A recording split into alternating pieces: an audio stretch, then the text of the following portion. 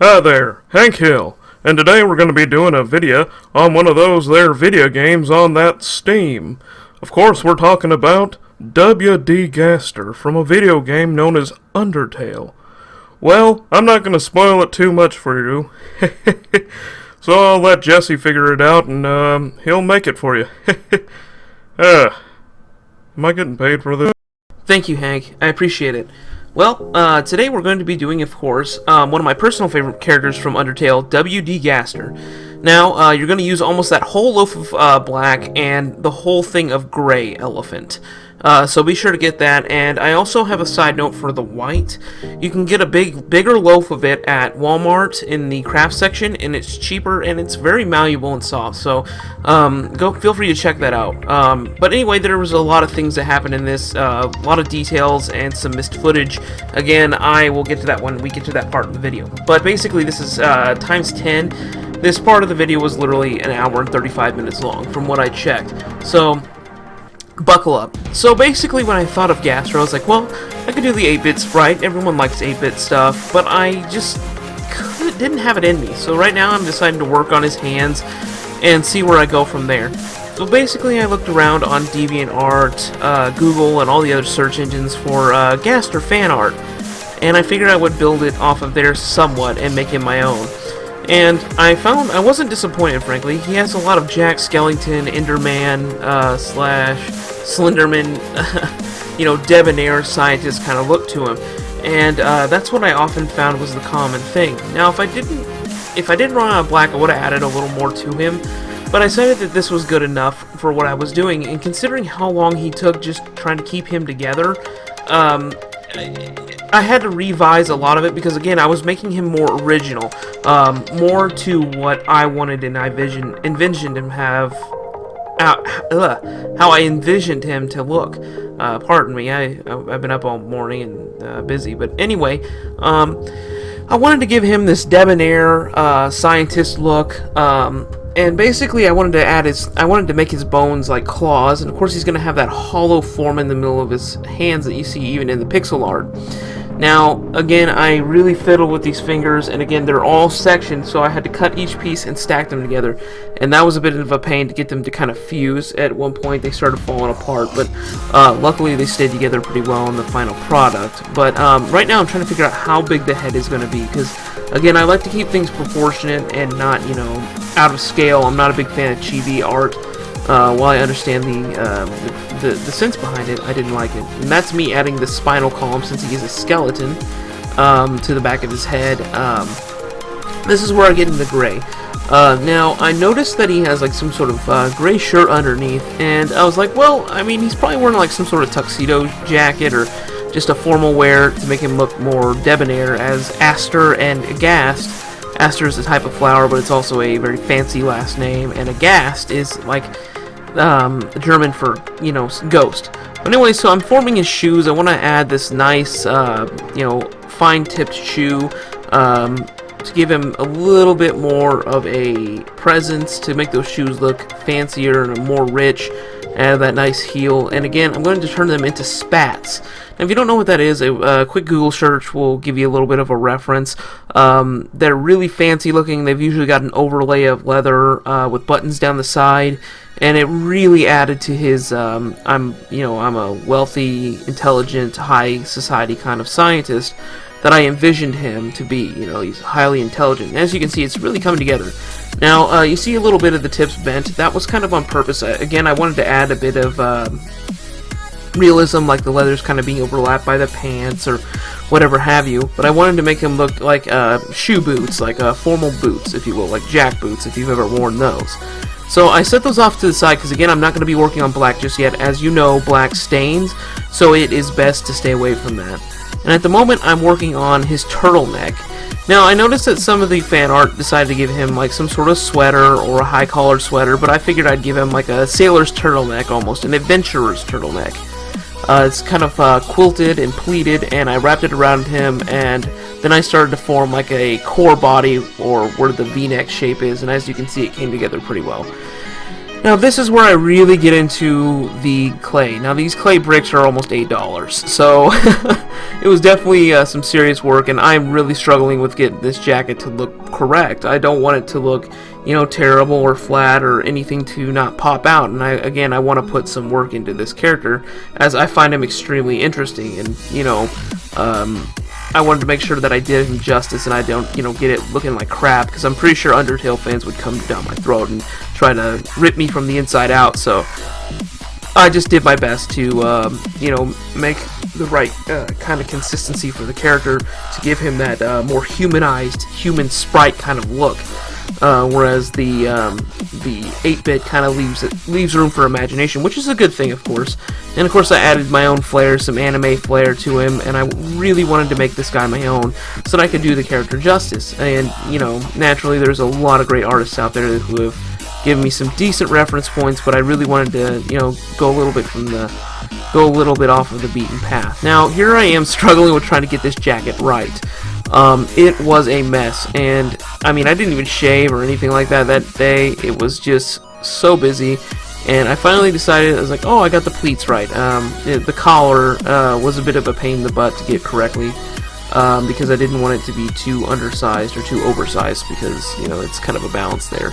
But there I am cutting up stuff, and I'm just trying to get this guy desperately to look right, and I'm cutting off bits to make these parts look better, but man, it is just so difficult to make him look good, and at the same time trying to balance, who he is as a character, but keep him looking good.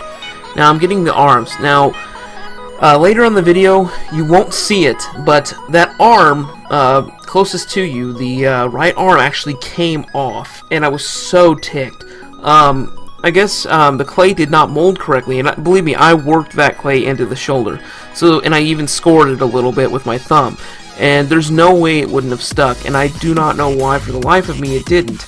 Now, granted, I did use some resin and some super glue to get that filled in, but it still bugged the crap out of me that happened.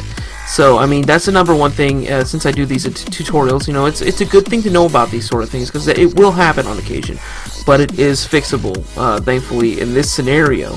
Sometimes you're not so lucky, but for me, I got super lucky. Now, I'm trying to put on the collar and make this,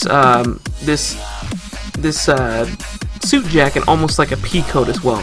So I added a bunch of explorer's jacket essences of different notes to it to make it look unique to his character. And on the spats, I finally added the little buttons that go down the side to hold the spats onto the shoe to, kind of protect your socks and your ankles. So again, you can look those up and kind of get a cross-reference there.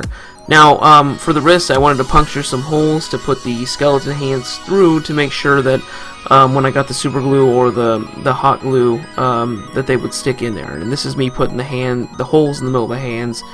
And again, you're not going to see it very fast, because if I slowed this down, guys, believe me, this video would be almost 35 minutes.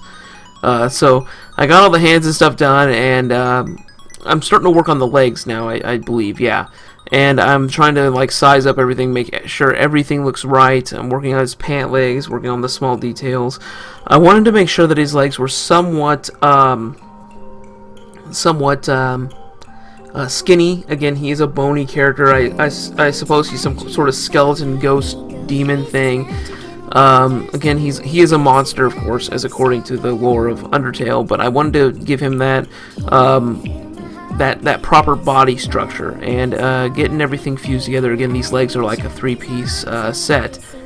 So I get everything trued up and sized, and it's looking pretty good, and I just do a little bit more pinching, and he's really coming together. Right now, he kind of just looks like Slender Man with an affinity for turtlenecks, honestly, but wanting to get all the tinfoil underneath to make sure that he's set up correctly, because sometimes the knees, if you make them, and you don't support behind the legs, just like in sleeping, the knees will actually buckle downward towards the pan, and he will be off balance. So I really wanted to make sure of that, and right now I'm working on cutting out the face and eyes, and because of the size of this guy and how fragile he was, you aren't going to see too much of me actually working on him. But if you get the reference point and look at the face, it's not too hard to guess what I'm doing to his skull by cutting out the oblong eyes and the big creepy smile and the cracks on his head. I tried to move him around so you guys could see a little better, but again, with the light and stuff like that, it's very difficult to see. And so I'm moving this stuff around, trying to make sure to get a good angle, but at the same time I'm kind of engrossed in it. My hands are kind of in the way, but basically you're getting the idea that I'm trying to make sure that he's just right. I'm kind of stippling and pushing down a lot of the excess clay that's been kind of frayed from me cutting, everything like that. And so I'm supporting the arms and everything like that and getting it ready. That's important. Again, tinfoil is clutch when it comes to working with clay. This will hold up his arms and legs and stuff like that. The number one thing is the support I put on the clay on the right arm that, you know, later gets destroyed in the oven in cracks. I don't know what it was, because truthfully I worked that clay extra well, and so there's really not much of a way for that to come to. And again, this is after it's out of the oven and I've been gluing stuff. I ran into some problems, and that's right after I fixed the arm and the shoulder. You can see the seam there where I added some resin. But basically I'm just kind of fast forwarding through a lot of this, and again now I'm kind of assembling him.